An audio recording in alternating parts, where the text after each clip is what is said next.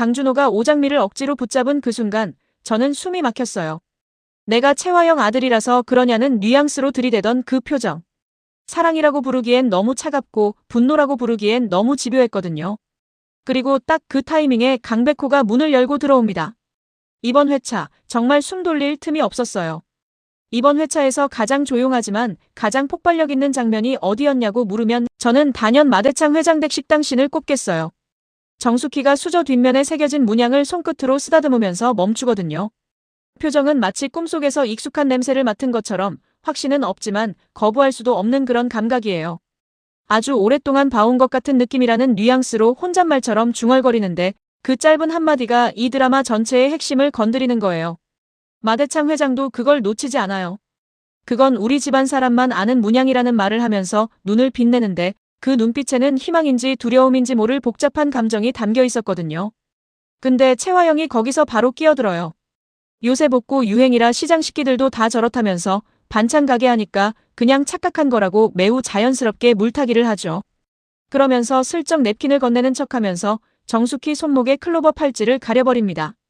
이게 얼마나 영리한 장면이냐면요.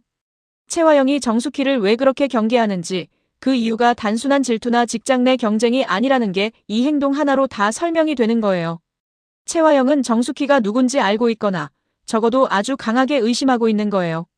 팔찌를 감추는 건 자신을 지키기 위한 행동이지 정숙희를 위한 친절이 절대 아니거든요. 마대창 회장이 채화영의 과도한 친절에 미간을 찌푸리는 것도 디테일이에요. 오래 사람을 봐온 노회한 어른의 직감 뭔가 이상하다는 감각이 회장한테도 슬슬 쌓이고 있다는 신호거든요. 이번 회차에서 드라마의 온도가 확 올라간 장면이 있어요. 드림 호텔 지하 주차장, 어둠 속에서 한영자가 채화영 앞에 나타나는 씬이요. 한영자가 내가 가장 믿었던 칼이 이제 내 손에 있다는 뉘앙스로 말하면서 뒤를 돌아보는데 거기 이강혁 실장이 서 있어요. 채화영 입장에서는 완전한 배신이에요. 이강혁은 채화영이 키워준 사람이에요. 덕을 입고 자리까지 얻은 사람인데 그 사람이 지금 칼을 쥐고 반대편에 서 있는 거잖아요. 채화영이 충격받은 것도 분노한 것도 당연한 반응이에요.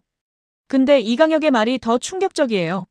너 때문에 우리 아들 준호가 괴물이 되어가고 있다는 뉘앙스로 말하는데 이 말 한마디 안에 이 캐릭터의 오랜 죄책감과 결심이 전부 들어있거든요. 이강혁은 준호의 친아버지예요. 그 사실을 알면서도 채화영 곁에서 모든 걸 도왔던 사람이 이제 그 아들을 위해서 채화영을 등지기로 한 거잖아요. 명분이 생긴 거예요. 아들을 지킨다는 명분.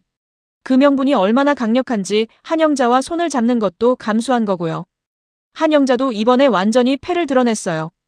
이강혁을 잡으면 채화영이 잡힌다는 계산이 맞아떨어진 거고 채화영의 비리 문건까지 이강혁한테서 넘겨받았어요.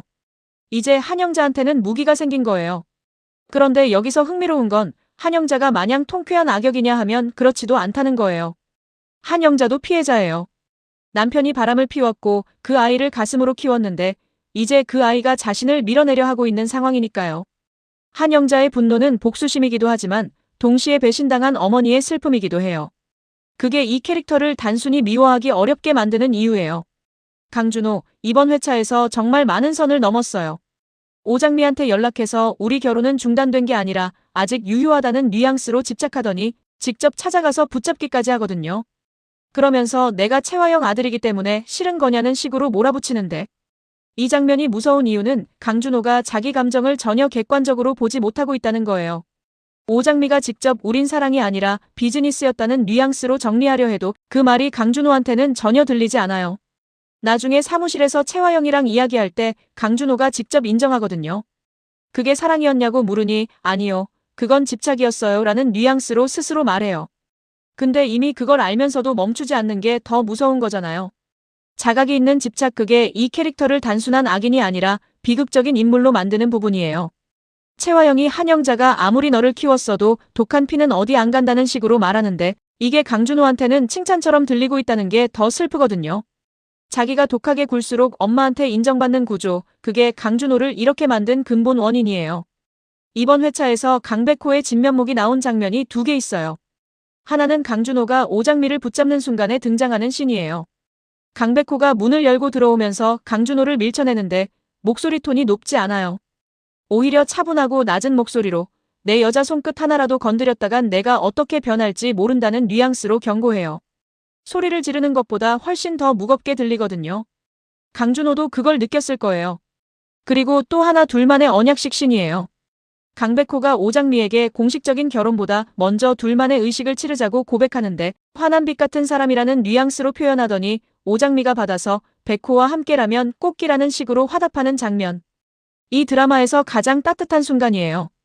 이 두 사람의 관계가 특별한 건 강백호가 오장미를 보호하려고 할 때 힘으로 누르는 게 아니라 곁에 있으려 한다는 거예요. 한 영자에게 결혼 허락을 받은 것도 강준호 앞에서 경고를 한 것도 모두 오장미를 위한 행동이지 자기 자존심을 지키기 위한 게 아니거든요. 그 차이가 강준호의 집착과 정반대로 읽히게 만들어요. 이번 회차에서 조연들의 이야기도 무시할 수가 없어요. 마서린이 강준호에게 연락해서 오장미, 강백호 커플보다 우리가 먼저 결혼해야 한다고 요구하는 장면이 나오는데 강준호한테 단칼에 거절당해요. 그것도 난 마서린이 아니라 오장미와 결혼하려 했다는 식으로. 이 말이 마서린한테 얼마나 충격이었을지 화면 밖에서도 느껴지더라고요. 마서린은 자기가 원하는 걸 얻기 위해 움직이는 인물인데 이번에는 완전히 헛발질을 한 거예요. 강준호의 집착 대상이 자기가 아니라는 걸 알면서도 그걸 이용하려 했던 셈이고 그게 역으로 무너진 거죠. 강남봉과 한영자의 충돌도 이번 회차에서 폭발했어요. 한영자가 채화영 때문에 이 결혼을 찬성할 수 없다고 못 박으니까 강남봉이 그러면 이혼하자. 우리가 나가 살면 되잖아라고 당당하게 요구해요. 이 장면에서 강남봉이라는 인물의 민낯이 드러나거든요. 이 사람은 오래전 바람을 피웠고 그 결과로 생긴 아이를 한영자가 키웠는데 그 아이 편을 드는 걸로도 모자라서 이혼까지 들이미는 거잖아요. 한영자가 당신이 애초에 바람을 피우지 않았다면이라는 뉘앙스로 폭발하는 건 완전히 정당한 분노예요. 근데 이 장면이 씁쓸한 이유는 강남봉은 자기가 나쁜 짓을 했다는 걸 아는 것 같으면서도 그 죄책감을 지우려는 방향으로 계속 움직인다는 거예요. 이혼 요구도 새 출발을 원해서라기보다는 자기를 비난하는 한영자를 없애버리려는 심리에 더 가까워 보여요. 여기서 잠깐 아직 구독 안 하셨다면 지금 눌러주세요. 다음 회차 리뷰도 바로 받아보실 수 있어요. 오태평이 아버지의 목걸이를 발견하고 왜 짝꿍이 없지?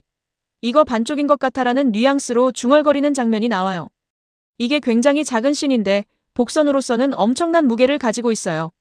반쪽짜리 목걸이 누군가에게 나머지 반쪽이 있다는 뜻이잖아요.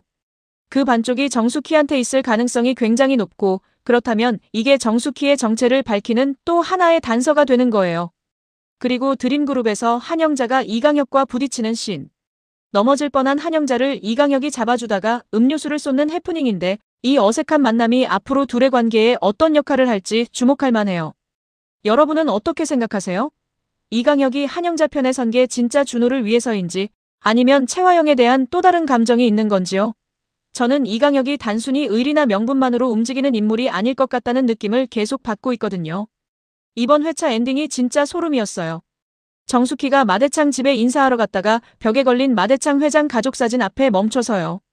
사진 속에 사라진 아이의 빈자리를 손으로 더듬으면서 눈물을 흘리거든요. 그러면서 은혜야, 은혜야, 그 이름이 왜 내 입술에 맴도는 거지? 라는 뉘앙스로 혼잣말을 해요.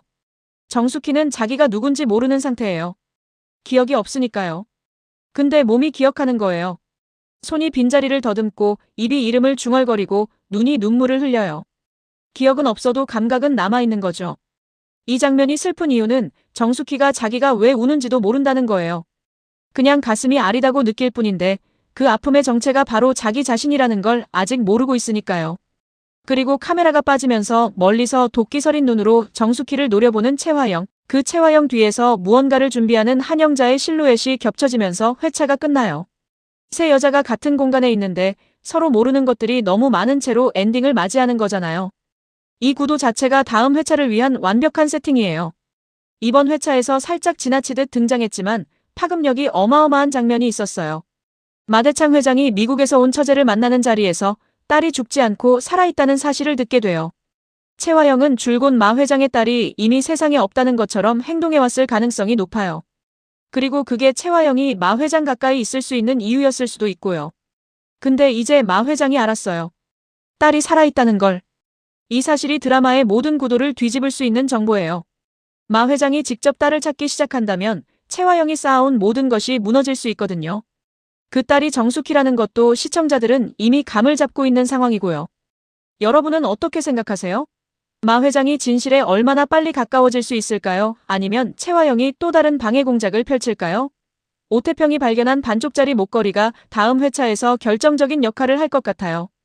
정숙희 어딘가에 나머지 반쪽이 있을 가능성이 높고, 만약 두 사람이 우연히 목걸이를 맞춰보는 장면이 나온다면 오태평은 물론이고 주변 인물들에게도 충격이 전해질 수밖에 없어요.